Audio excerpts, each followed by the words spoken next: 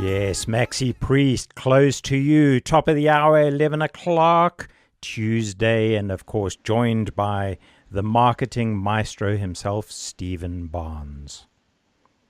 Good morning. Well, hello there, young man. Well, I like it when you say young man. Makes me feel good about myself. How are you doing? I'm okay. Easter's coming soon, and I'm off on a cruise next week.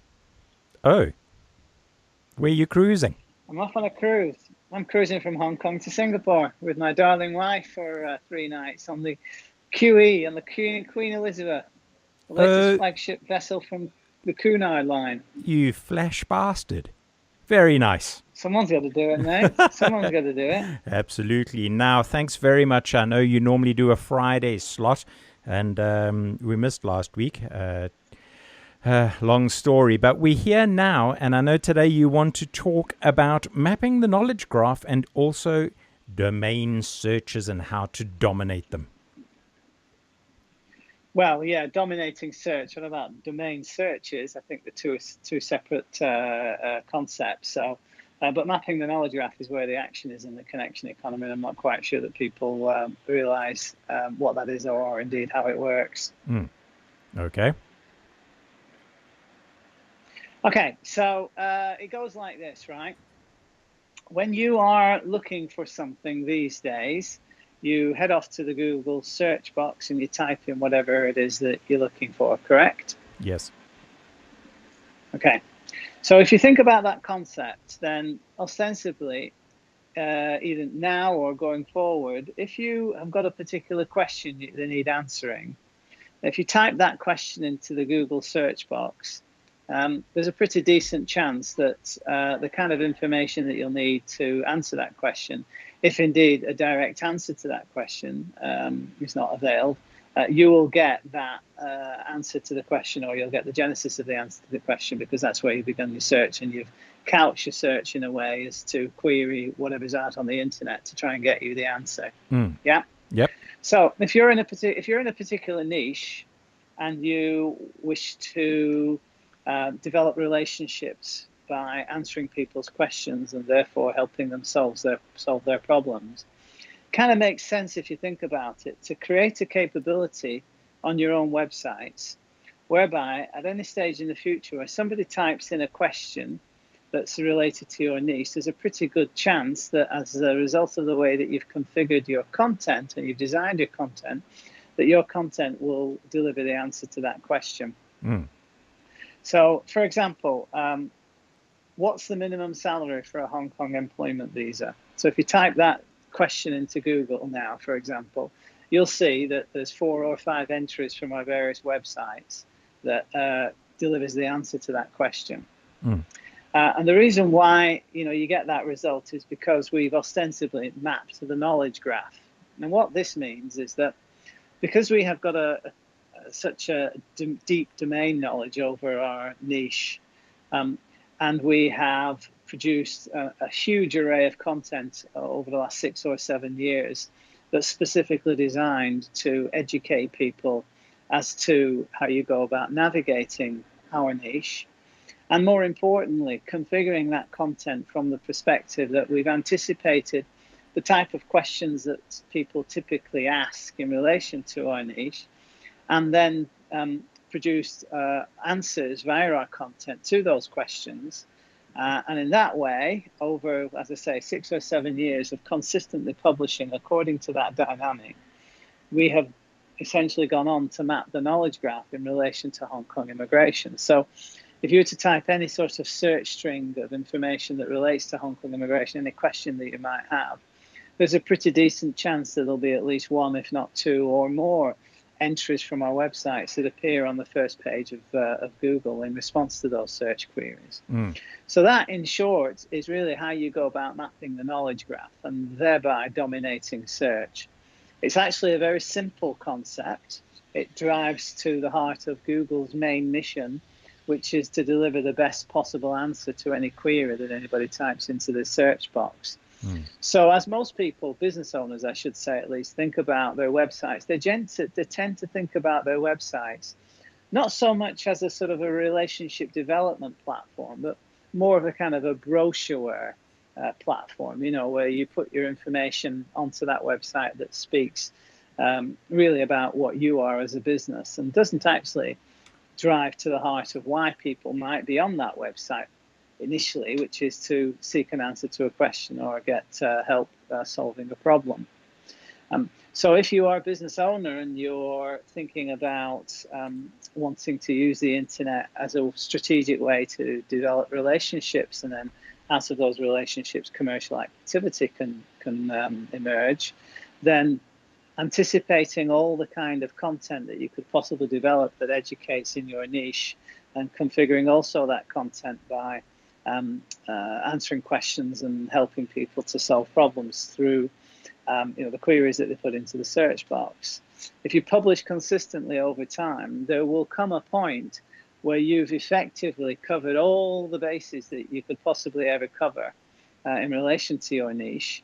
You'll have a significant pool of content over time that will go on to represent a kind of like an engine of growth for you, because you never have to worry about trying to attract customers to your business.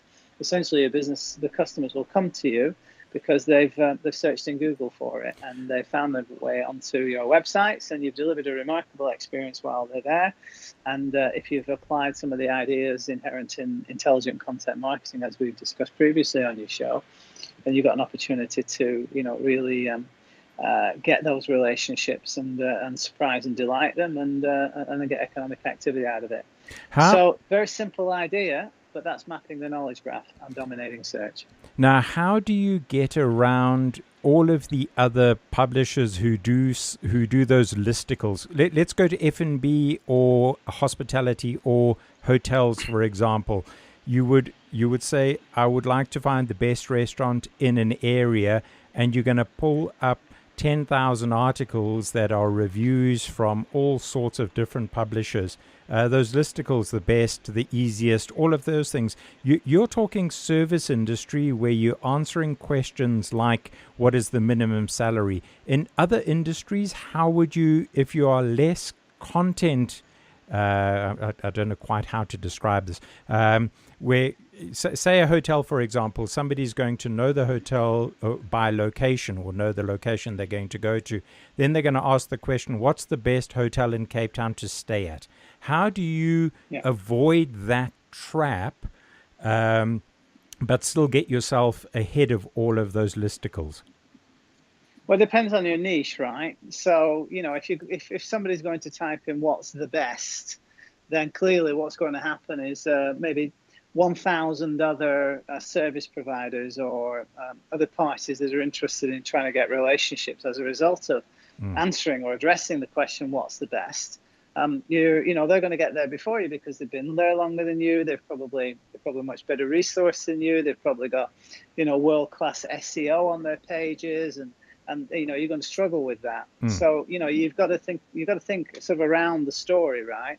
Not so much what's the best, but you've got to say, well, typically, what have you got in your proposition that represents the type of questions that somebody might reasonably expect to ask, so that you can then develop content to collect those relationships as and when those questions get asked. So you'd have to consign the idea of mastering the search results for something like what's the best, and then think about, well, okay, what else is going on in my proposition that won't attract all those people that are going to ask what's the best, but they're going to ask something else instead. Just because somebody else has dominated what's the best doesn't mean that you can't go on and dominate some other query that's related to what you're doing. So in F&B, it's really all about kind of like perhaps experiences. So it might be that you want to say, where is a good place for a 50th birthday party, for example, in such and such a location. You type that query into Google yourself and see what answers come up. If you believe from what you see that you've got the ability to produce a content proposition that's 10 times better than anything that's on that first page, and you produce a content proposition that's 10 times better than anything on that first page, then you will end up being number one. I've just made a note of that. I'm going to ask Google that in 15 years' time. Well, yeah. So you've got to start somewhere, right?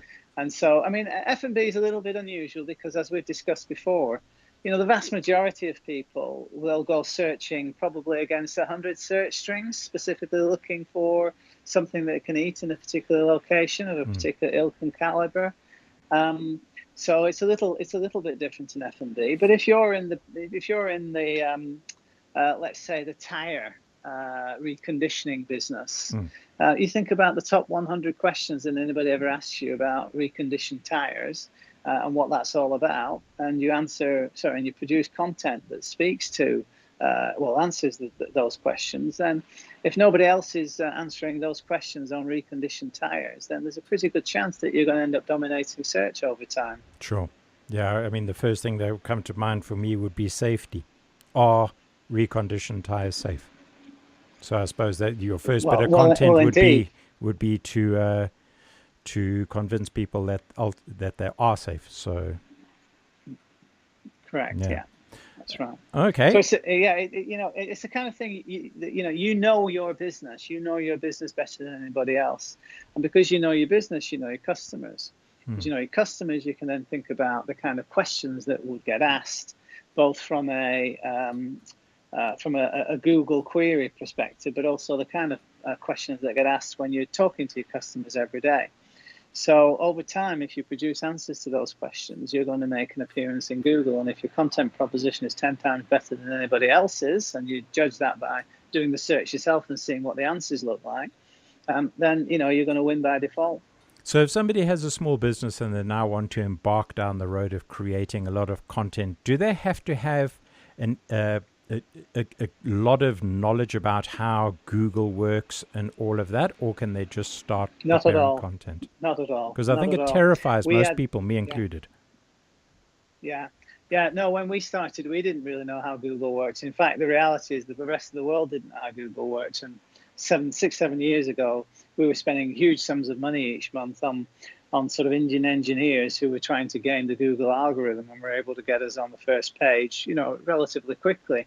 All that's done now. The Google algorithm has become so complex and so complicated, and has got so much, the application, so much machine learning to it and artificial intelligence, and they're just heuretics, and they've got the ability to really fathom, what the best possible answer is to the queries that are asked.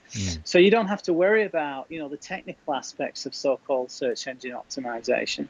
What you've got to do is simply focus on producing the best possible content that answers that question. Yes, you're going to need a modicum of technical know-how because you're going to operate your website via the WordPress platform. The WordPress platform is actually, quite simple. You could spend a one-day program learning how it all works, and that would be the end of it. You'd then be a master of WordPress after that. And there is another element to WordPress called Yoast SEO. It's just a plugin for WordPress. And WordPress is free, by the way. And you don't have to be intimidated by any of this stuff. And Yoast SEO just gives you 4 or 5 places where you can, in essence, put the main vernacular of your question, pop that main vernacular of your question into sort of five boxes that they present to you. And then essentially WordPress and Yoast SEO will take care of it. And that's about the extent of your technical prowess needed. Now, we've spoken a little bit about Facebook in the past, and obviously they're facing a huge shit sandwich at the moment. And I actually read an interesting... Isn't that shocking? Isn't that shocking? Isn't it just? I read an interesting article on CNN this morning to say, Facebook is just the tip of the iceberg. There are 3,000 to 4,000 companies that are harvesting your data, and they're actually quite pleased that Facebook is getting it because they are not getting it. That's true. Do you think it's going to change the landscape? Well, okay. First point to make about that is what do you expect if you put a 20-year-old kid, in charge of something like the world's social graph, notwithstanding his acumen as an entrepreneur and the massive amounts he's achieved. The guy is still a kid, right, at the end of the day, and you just don't have the maturity and the experience to lead an organization like that. to protect people's interests. So we really shouldn't be surprised. I think that's just young technical entrepreneur naivety that's responsible for all of that. And then we go on to understand, the shenanigans that's going on at Cambridge Analytics, and there are a lot smarter heads have understood the true power and potential of what you can do if you're able to access social graph data, such as Facebook are entirely built upon, and just look at the shenanigans that they've been up to. So yeah, data is this was always going to be a problem wherever you're going to rely on the goodwill of technology companies to protect your interests when ostensibly their reason for living is to be able, or existing is to be able to access all of your data and then monetize it any which way at your expense completely. We shouldn't be surprised by any of this. So I'm reasonably hopeful that what will result from this will be governments around the world legislating for the fact that your data is your data, and to the extent that other parties are going to access your data, you have to give fully informed consent, and you need to be then these businesses need to report to you exactly what they've used the data for, when they've used it, and give you the ability to one-click opt out at any point in time, and just make the whole value of data to be equal to the value of cash that you've got in your personal bank accounts. Well, that's the value of data all told, you see. And this is the problem of free in one respect, in that we get the use of the likes of Facebook and Twitter and Google and WhatsApp and all of this for free. Does that mean that the trade-off is the ability for them to market to us based on our own preferences? Because that's really how they're making their money, is to sell advertising, targeted advertising. Well, you see, I actually don't have a problem conceptually with with Facebook knowing what my data is. The problem that I have with Facebook is the fact that they've configured their proposition to make that data available to anybody that comes along. They just haven't been fidel to the idea of protecting your interests inherent in the data. So if Facebook were battened down completely tight, and I knew that my data was being used to my benefit because I'm only getting stuff that is attractive to me, and I could ensure that Facebook were not being Machiavellian in how they manage my data, then I wouldn't have a problem with it. Just put that back into my immigration practice. Jason, the truth is, we have huge amount of data. We think about 7 years worth of immigration applications for foreign nationals that come to Hong Kong. We collect all kinds of information that we need to do our work. But philosophically, from day one, I've always said, I don't care what data we collect. We are never going to be a data play. We use data purely for the purposes of getting people their immigration permissions. Clients don't give us their data for us to make money out of what we learn about them en route to getting their immigration permissions. Clients give us their data just to get their immigration permissions. So every time I do a public presentation about the novel business model that we have using intelligent content marketing, 9 times out of 10, there's a question that gets asked that says, "Oh, this is all very interesting, Stephen, but what's your big data play?" Well, frankly, there isn't a big data play in my game at all, because we respect people's data and why they give it to us, and we only have one use for it, which is our core purpose, which is to get their visas approved. I know that in South Africa they are bringing about regulation that puts really big controls on how you manage people's data and how you protect it.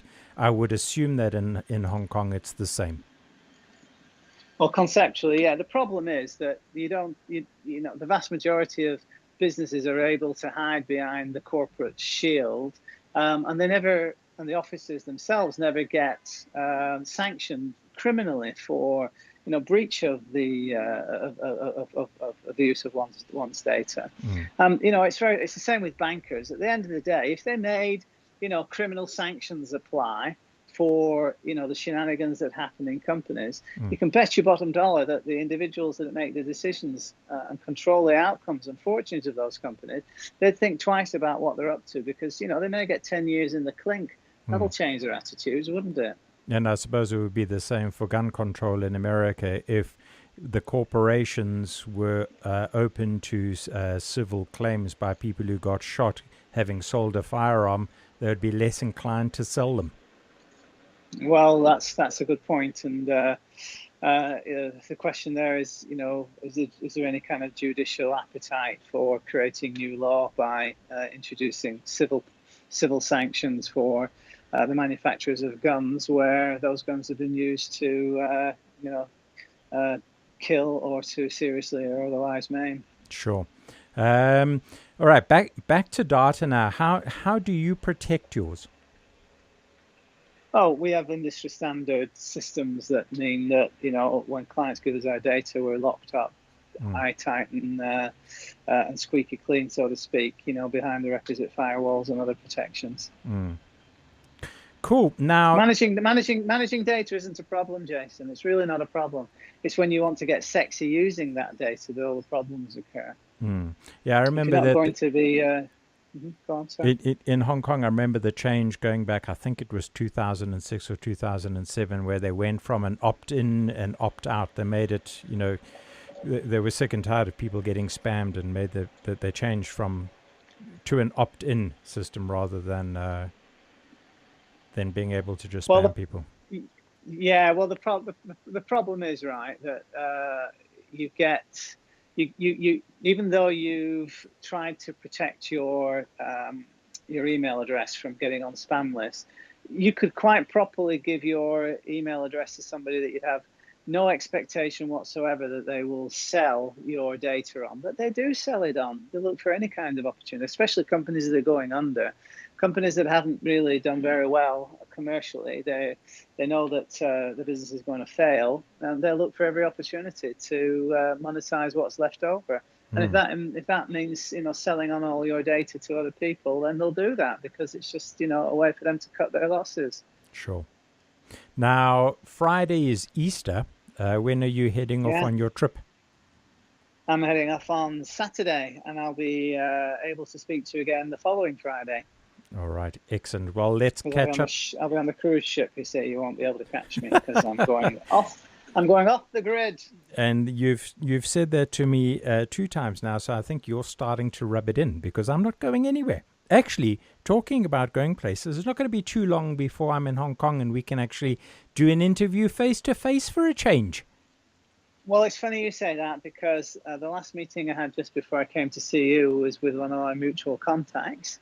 And I told him that you may very well be coming out, and he's hoping that you're going to be here while he's here, because he's off to Costa Rica, and he'll be gone for, well, I'll be back in about a month or so, but he definitely wants to see you. Oh, wow. Okay, well, we'll keep that one a little bit of a mystery then. Well, I'll keep your friendships confidential on there. Oh, there we go. Back to protecting my data. You betcha. That's what we do at the Hong Kong Visa Centre. Thanks very much, Stephen. Have an absolutely awesome trip, and we won't catch up this Friday, but definitely the one after. Aye, aye, Captain. Bye. Ta-ra. Ships ahoy.